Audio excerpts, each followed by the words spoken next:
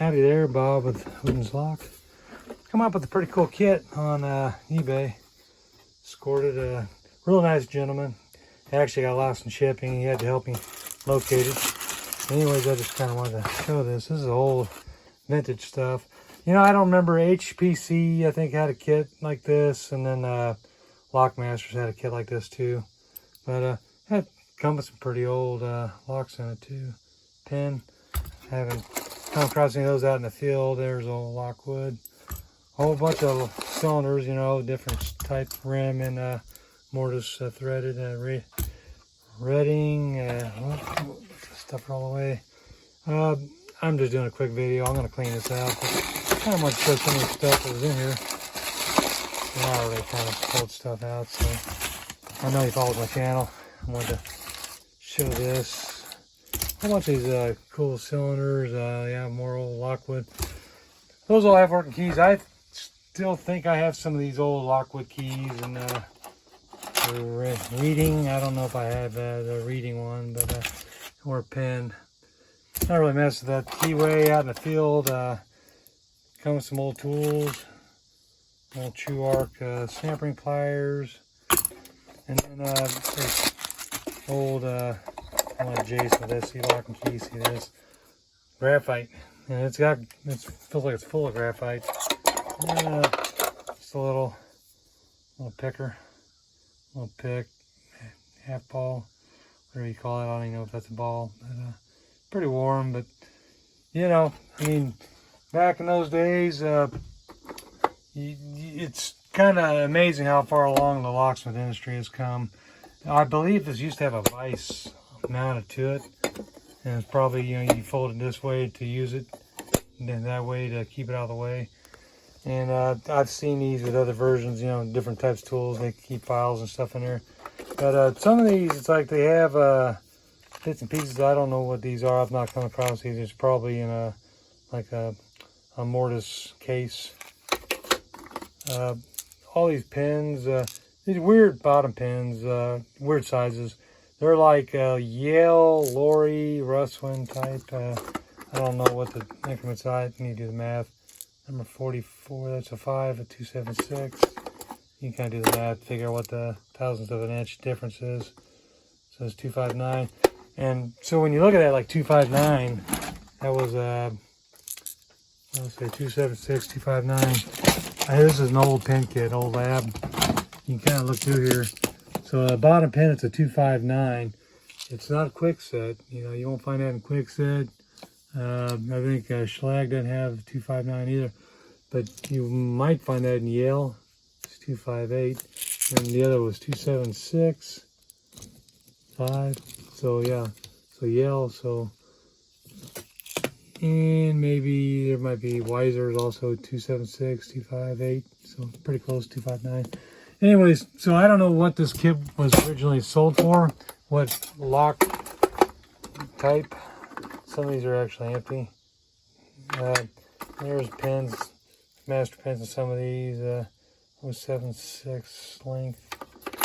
But yeah, and you get into that where maybe someone just put in whatever they wanted for the kind of stuff they was doing with this. Several cans, just junk, old pins, more cans. Cool stuff. And I bought this on eBay. I'd seen these for different prices. This one here in particular, it has holes in the bottom where you can go on ahead and put some feet on there, but most times you're going to be setting like this. So, you know, I may just put some kind of plastic along here and on the bottom. And I don't know if I'll use it. Maybe it's just going to be a cool vintage piece I'll actually keep in my van. But it would be kind of neat, you know. Let's see, 1, 2, 3, 4, 5, 6. 1, 2, 3, 4, 5, 6, 7, 8. So I mean, you can do theoretically Schlag in one and Kwikset in the other. Set up however you want. Different things. As long as you got enough bends, you know, 0 to 9 in one, and then I think 0 to 7 in Kwikset, or 1 to 7. I don't even remember. It's like I deal with so many different locks that I don't have to know. So yeah, they don't have a 0, it's just 1. And then of course Schlag, you can have a 0 bitting all the way down to 9. So, you know, just pick your poison, which one you want to have. But, you know, back years ago, a lot of locksmiths, and you'll see if you work on an old cylinder like one of these, if it's been rekeyed, some locksmith might have gotten close. It just might have been a little high, and then they just pull it out and just file it down just a hair, just to fit it, to make that pin work. Because not everyone had a 5,000s kit or a 3,000s pin kit like this, you know. A lot of these, this is old. I don't know how old this is, but, you know, I still fill it up. I use this quite a bit, but it's, you know, I have a nicer set too. But, you know, a lot of people didn't carry around this. They just carried around one of these, and they just had the tools they need. They'd have the plug followers, a little screwdriver, you know, they have a, with the Phillips and a straight, because some of these would actually use a straight on the back. See, there's a straight screw, and then some of them would use a Phillips. And then, you know, you got your little shaft kits for some of those different things. Springs, there's nothing in there.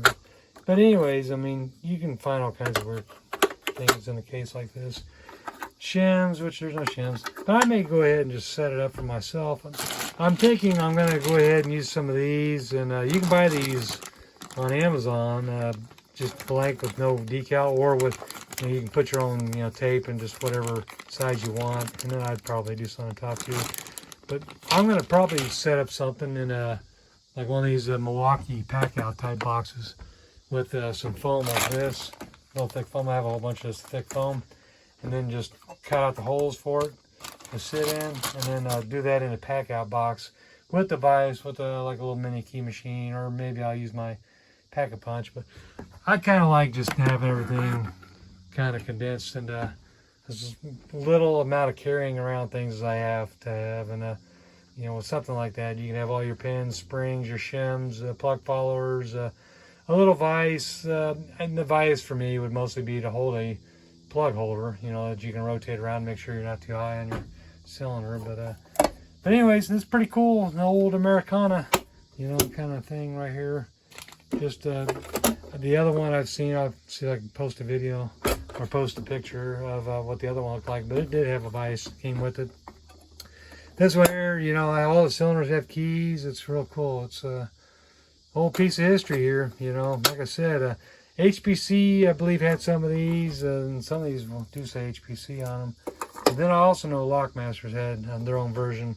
And in the picture, I think, is the one I'll show, is, I think Lockmasters made it. But anyways, just thought I'd show this. I'll clean it up, and maybe I'll do another video with it kind of redone. And every locksmith battles with how they want to carry all the essentials.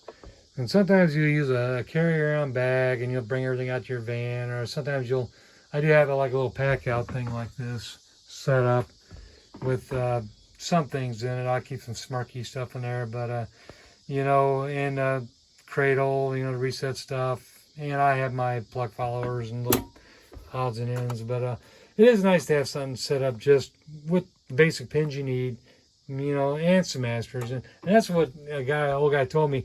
He says, I'd get close, you know, and then I'd use the master pin to make up the difference. Well, I mean, that might add an extra, you know, layer to the shear line. But back then, they didn't worry about it as much as we do now. But anyways, that's really all I had today. I'd hoped to do this a week ago. I was trying to do 3 videos a month, and I've been kind of waiting on this. It seemed like every day it was going to show up, and it got lost in shipping.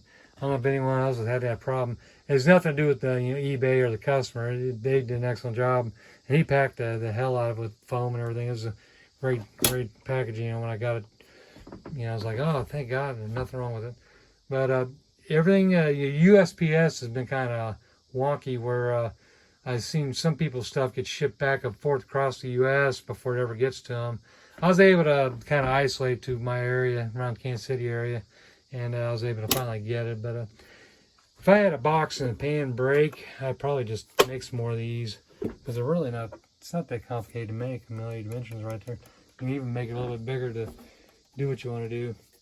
I used to love making little toolbox things like this in a company I used to work for years ago. And you know, you don't need to do anything too fancy. You fold it just to get rid of that edge and to strengthen it. But all right, that's all I have for today. Thanks for watching. Hope everyone's doing good. Later.